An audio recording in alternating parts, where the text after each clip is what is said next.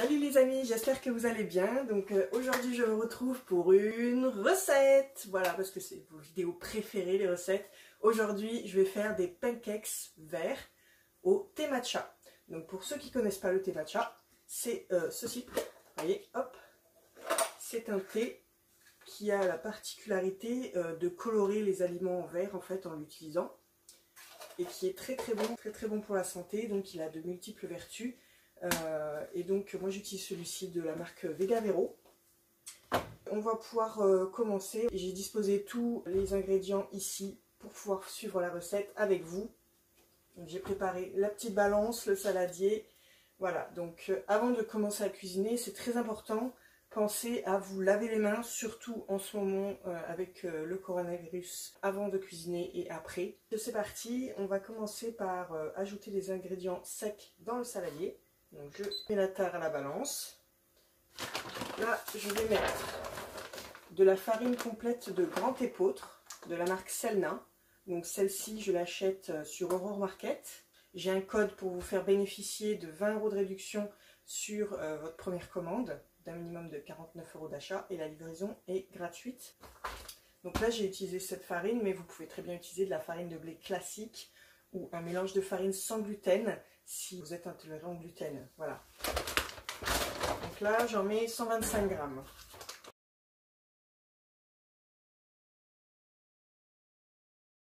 Voilà. Donc pour débarrasser un petit peu le plan de travail, je pose la farine sur la table à côté. Et je vais faire pareil pour les autres ingrédients au fur et à mesure. Ensuite, on rajoute le matcha. Donc moi, j'en mets 10 grammes.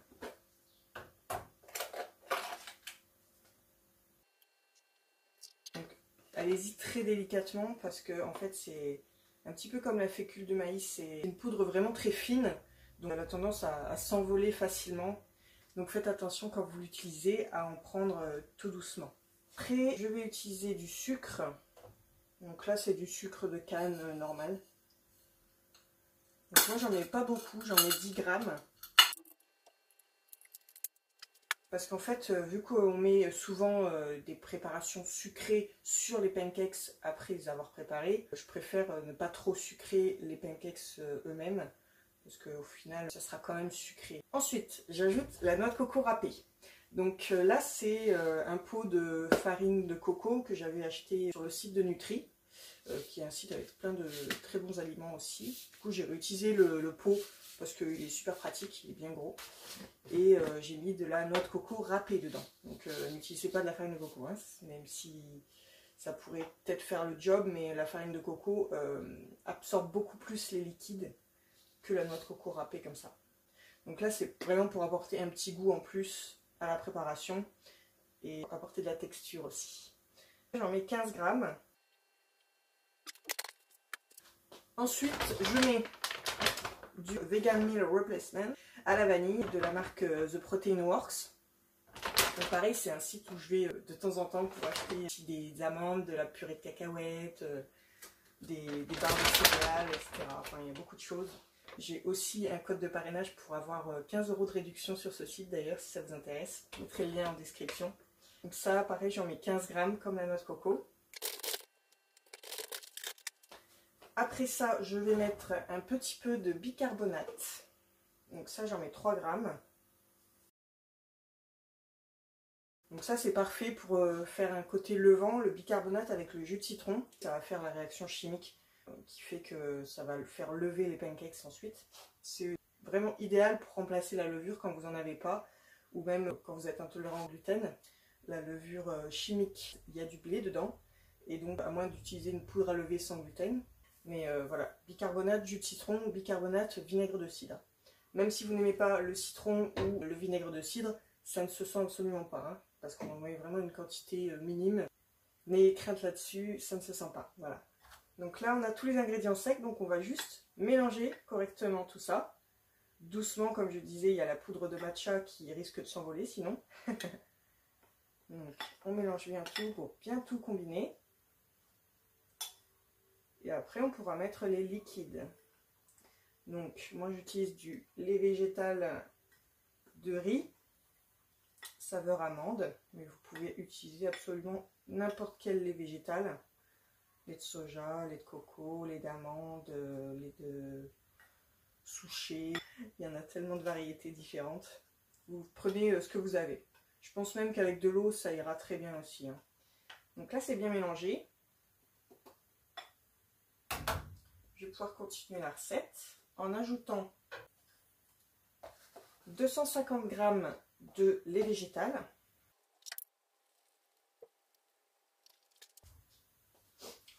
Et 25 g d'huile.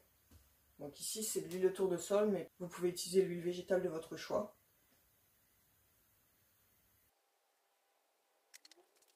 Donc là je vais pouvoir utiliser le jus de citron. J'en mets 5 g. Si vous avez du citron frais, pressé, c'est tout aussi bien, hein. Voilà, moi j'utilise ça parce que c'est pratique. Et là il n'y a plus qu'à mélanger. Donc moi j'utilise une cuillère, mais vous pouvez utiliser un fouet si vous trouvez ça plus pratique. Mais en général ça fait pas de grumeaux, donc c'est comme vous voulez.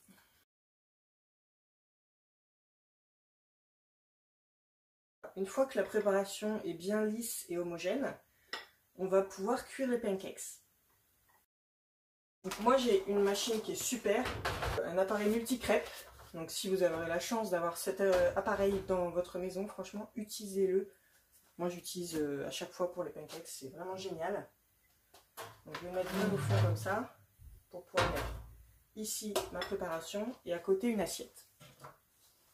Pour ensuite mettre les pancakes dedans, tout simplement. Et ainsi qu'une petite spatule qui était en fait dans la boîte avec cet appareil. Donc il y en a 6 exactement, mais moi j'en utilise qu'une parce que bon, je suis toute seule.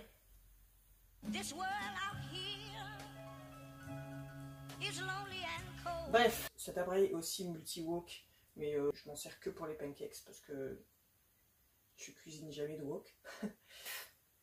On va le brancher et on va commencer la cuisson.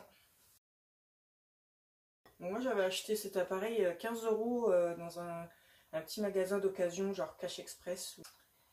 Donc il y a moyen d'en trouver sur le Bon Coin ou des magasins d'occasion, mais bon. Là en ce moment de confinement, je pense pas qu'il y ait des magasins d'occasion d'ouvert. Sinon vous faites ça à la poêle, voilà. Dans une grande poêle, vous pouvez en mettre 2 ou 3, histoire de pas mettre trop longtemps non plus, parce que j'en vois des fois sur des vidéos sur YouTube. Ils utilisent une petite poêle et ils font les pancakes un par un. Je faisais ça avant moi aussi. C'est long. Donc franchement, si vous avez l'occasion d'avoir un appareil comme ça, ou si c'est bientôt votre anniversaire, pensez à demander ça. C'est franchement le top. J'attends que ça chauffe un petit peu et puis je vais pouvoir commencer. Bon, ça chauffe très vite. C'est pour ça que c'est le top.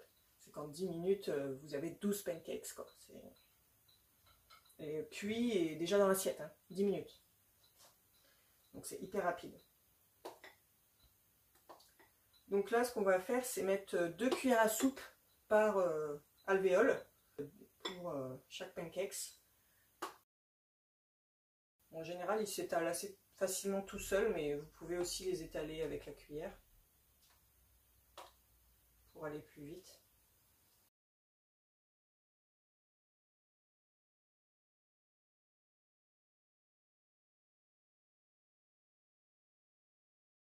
Donc là, il y a des petites bulles qui vont apparaître. Il faut vraiment attendre que ça commence à sécher par-dessus pour pouvoir les retourner ensuite. Et vous verrez, c'est très simple à retourner, ils ne vont pas se casser ou quoi que ce soit. Mais il faut vraiment attendre le moment où il y a le plus de bulles possible. Il se ferait presque la malle celui-là, hein. Mais bon, il n'a aucune chance. Surtout avec moi. J'adore les pancakes. Et j'aime bien m'amuser justement à varier les couleurs, les goûts, les farines, pour changer un petit peu. Et ils sont toujours aussi bons parce que je sais à peu près combien il faut d'éléments secs et d'éléments liquides. J'arrive à créer après mes propres recettes de pancakes. Donc je vous partage celle-ci aujourd'hui. Donc là ça commence vraiment à bien faire des bulles au-dessus. Donc je vais pouvoir commencer à retourner doucement.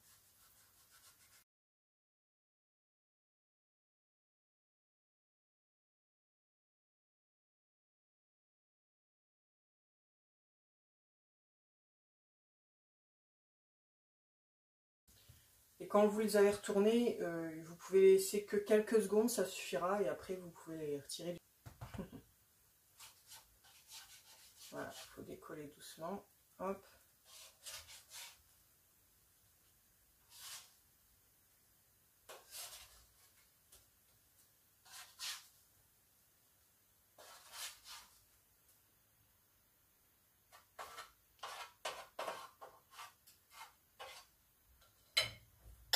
Et on continue jusqu'à ce qu'il n'y ait plus de pâte.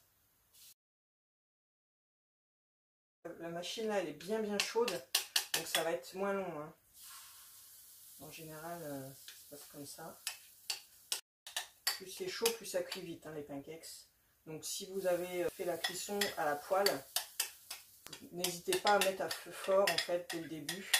Quitte à réduire le feu après parce que c'est peut-être trop fort. Il vaut mieux commencer à bien chauffer la poêle, quoi. Comme des crêpes, hein, de toute façon. Voilà. Donc moi j'aime pas le gâchis, donc ce que je fais à chaque fois c'est que j'utilise une petite spatule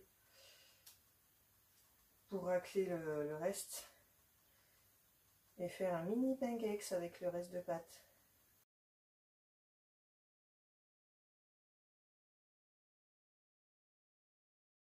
Donc là je peux éteindre.